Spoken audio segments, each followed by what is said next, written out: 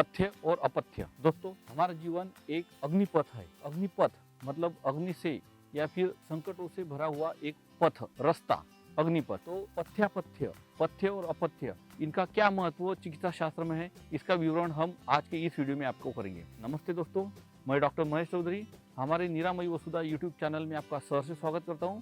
दोस्तों, आज का हमारा टॉपिक है पथ्यापथ्य। जी हाँ दोस्तों, पथ्य और अपथ्य के सिवा चिकित्सा शास्त्र पूरा नहीं हो सकता और पूरी दुनिया में आयुर्वेद शास्त्र ही एक ऐसा शास्त्र है कि जिसमें पथ्य और अपथ्य दोनों का विवरण मिलता है। इसके बारे में हम आज आपको जानकारी देंगे। दोस्तों, सबसे पहले पथ्य और अपथ्य की क्या परिभाषा है, क्या व्याख्या है, ये हम आपको बताएंगे। तो उसके बारे में शास्त्र में कहा है कि अपथ्यम पथः अनपत्यव्य यच्च मनसा प्रियम यच्च अप्रियम अपथ्यम च नियतम तन्नम लक्ष्येत। ऐसा आचार्य चरक जी ने उनके सूत्र स्थान में कहा है। अपथ्यम पथः मतलब जो पथ जो होता है, अपथ्य करने वाला जो होता है, अनपत्यव्य यच्च मनसा प्रियम मतलब इंद्रिय मन इनको सुख देने वाले जो पदार्थ होते हैं, जो वस्तु होते हैं, उसको पथ्य कहते हैं। अगर दवा कड़वी भी है, कोई चीज मन की विरुद्ध है लेकिन रोग और रोगी के लिए फायदेमंद है, तो उसे हम पथ्य कहेंगे। वो पथ्य हमने जरूर करना चाहिए। लेकिन शरीर और मन को जिससे प्रसन्नता मिलती है उसे भी हम पथ्य कहते हैं। शरीर मन को दुख देने वाला अहितकर पदार्थ जो होते हैं उसे हम अपथ्य कहते हैं। बहुत सारी चीजें हमें भौतिक सुख, हमें शरीर को सुख देते हैं, हमारे मन को प्रसन्न करते हैं, लेकिन वो हमारे शरीर और हमारे मन के लिए घातक होते हैं, वो हमें टालने चाहिए, वो अपथ्य होते हैं। तो ऐसा ये पथ्य और अपथ्य की परिभाषा है। अपथ्य मतलब जो हानिकारक होते हैं वो अपथ्य, और पथ्य मतलब जो अपने शरीर और मन के लिए परिणामकारक या अच्छे परिणाम देने वाले थे उसे पथ्य कहते हैं। पथ्य और अपथ्य के लिए आयुर्वेद बहुत ही प्रसिद्ध है, ये तो जगन्मान्य है, ये सबको पता है। पथ्यापथ्य सिर्फ औषध के लिए नहीं है, तो सामान्य जीवन में भी पथ्य का पालन आचरण हमें करना चाहिए और पथ्यापथ्य जीवन में होना ही चाहिए। जो ऋषि मुनि होते हैं वो पथ्याचरण करते हैं, पथ्य का पालन करते हैं, इसलिए उन्हें गुरु समान होते हैं, आचार्य होते हैं। पथ्य मतलब खाना चाहिए, हितकर आहार विहार, और अपथ्य मतलब खाना नहीं चाहिए। जो अहितकर आहार विहार होता है उसे नहीं करना चाहिए। अन्य शास्त्र में इसका वर्णन नहीं है, बिल्कुल महत्व नहीं है। आयुर्वेद ही एक ऐसा प्रमाणित शास्त्र है कि जिसमें पथ्य और अपथ्य दोनों का वर्णन हमें पूरी तरह से मिलता है। अन्य दुनिया में किसी भी चिकित्सा शास्त्र में पथ्यापथ्य का वर्णन हमें देखने को नहीं मिलता है। इसके महत्व के बारे में वैद्य जीवन में आचार्य लुलिमराज ने बहुत अच्छा कहा है। पथ्ये सति गदार्थस्य किमौषधि निषेवने, पथ्ये न सति गदार्थस्य किमौषधि निषेवने मतलब अगर आपने पथ्य का पालन किया तो आपको दवा की बिल्कुल जरूरत नहीं। आपका जो बीमारी है, आपका जो रोग है, बिना दवा के ही ठीक हो जाएगा। और अगर आपने बहुत दुनिया की सारी दवाई ले ली लेकिन पथ्य का पालन नहीं किया तो आपकी बीमारी, आपके रोग ठीक नहीं हो सकता। ऐसा उन्होंने श्लोक के द्वारा हमें समझाया है। बहुत ही अच्छा ये श्लोक उन्होंने बताया। आगे इसके बारे में कश्यप संहिता में भी हमें दिखाई देता है।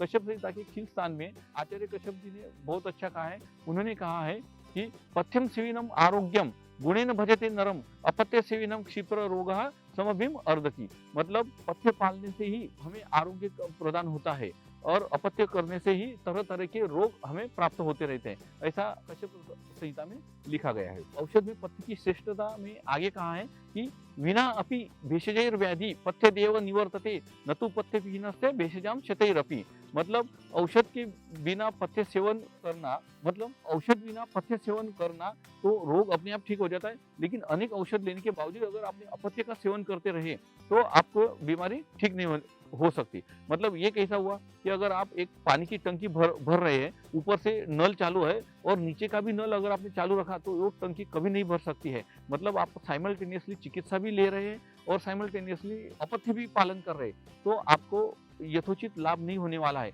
जब तक आप नीचे का नल बंद नहीं करेंगे तब तक आपकी टंकी नहीं भरेंगी। इसलिए अगर आप कोई भी चिकित्सा ले रहे हैं तो उसके साथ में पथ्य का पालन करना बहुत ही अनिवार्य हो जाता है। अगर पथ्य पालन करेंगे तो ही आपकी बीमारी जड़ से ठीक हो सकती है। इतना पथ्य का महत्व है। ये ऐसे पथ्य का निर्णय जो है हम देश, काल और व्यक्ति सापेक्ष भिन्न भिन्न होता है। ऐसा हम कह नहीं सकते कि इस बीमारी के लिए ये पथ्य है तो सब दुनिया में सब उसी रोग से पीड़ित होने वाले सब रोगियों को वही पथ्य देना पड़ेगा।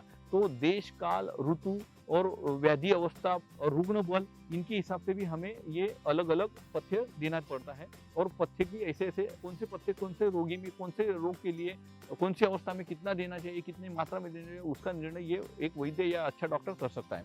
ऋतु अनुसार भी ये पथ्य बदलते हैं, ऋतु अनुसार भी हमें निर्णय लेना पड़ता है। उसके बाद में निदान परिवर्जन, ये एक उत्तम चिकित्सा सूत्र है। जैसा कि हमने हमारे अम्ल पित्त की वीडियो में भी आपको बताया कि निदान परिवर्जन मतलब जो निदान मतलब जिस कारण से आपको ये रोग उत्पन्न हुआ है उसका कारण आपने दूर करना चाहिए। यह एक उत्तम चिकित्सा सूत्र है। ये निदान परिवर्जन भी एक अच्छा सूत्र आयुर्वेद में बताया गया है।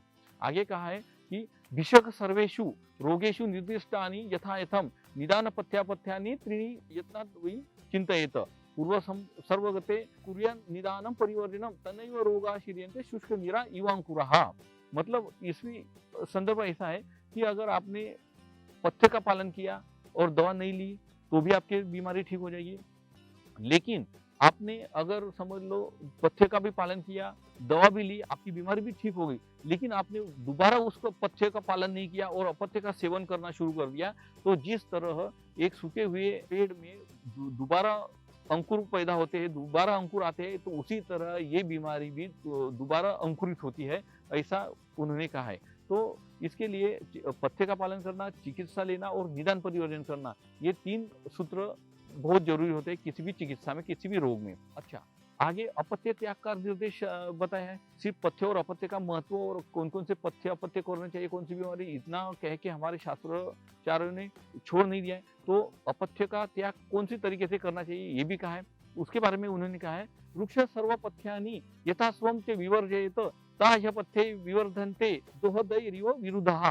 मतलब जिस रोग में जो अपथ्य का त्याग है वो एकदम बंद न करते हुए उसे धीरे धीरे बंद करना चाहिए। मतलब अगर आपने कोई चीज शुरू की है तो उसको अचानक न बंद करते हुए धीरे धीरे उसे बंद करना चाहिए। यदि अपथ्य सेवन करने से रोग बढ़ता है, जैसे जल मिलने पर लता और वृक्ष बरसात के दिनों में बढ़ जाते हैं, वैसे ही अगर आपने ये पथ्य का पालन किया और निदान परिवर्जन नहीं किया तो ये रोग बढ़ते जाते हैं।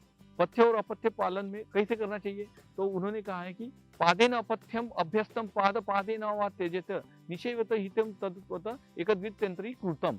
मतलब अपथ्य का भी धीरे धीरे त्याग करते रहना चाहिए, एक दिन में पूरा अपथ्य का त्याग नहीं करना चाहिए और पथ्य का भी एक दिन में सेवन नहीं करना चाहिए। तो धीरे धीरे अपथ्य बंद करते जाने चाहिए और पथ्य धीरे धीरे सेवन करते जाने चाहिए। तो धीरे धीरे करना चाहिए। पादे पादे न अपथ्यम, ऐसा कहा है। चिकित्सा के पूर्व जाने के योग्य विषय कौन सा है, तो जैसे कि दोषा दुष्शांत देश कालो सात्म्य सत्व बलम वयः प्रकृति भेष वह्निमाहारम च प्रयत्नतः निक्षमतिमानम वैद्य चिकित्साम कर्तुम अद्यतः पथ्यनि योजन नित्यम तथासम सर्व रोगीषु।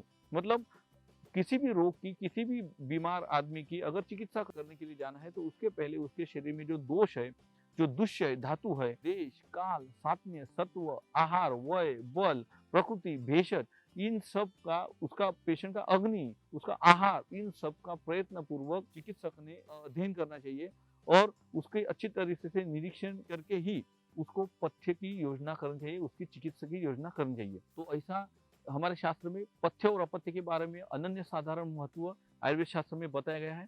तो दोस्तों, मुझे आशा है कि आपको ये वीडियो जरूर अच्छा लगा होगा और आपको पथ्य और अपथ्य का महत्व भी इससे मालूम पड़ा होगा। तो जरूर आप आपके जीवन में पथ्य का आचरण करेंगे और निरोगी रहेंगे। हमारी निरामयी वसुधा का यही एक लक्ष्य है कि आप तक अच्छी चीजों का और आपके शरीर, आपके जीवन के बारे में जो जानकारी है, जो तथ्यपूर्ण जानकारी है, साइंटिफिक इंफॉर्मेशन है, वो आप तक लाने का हमारे ये निरामयी वसुधा का एक लक्ष्य है, एक टारगेट है, वो हम पूरा कर रहे हैं।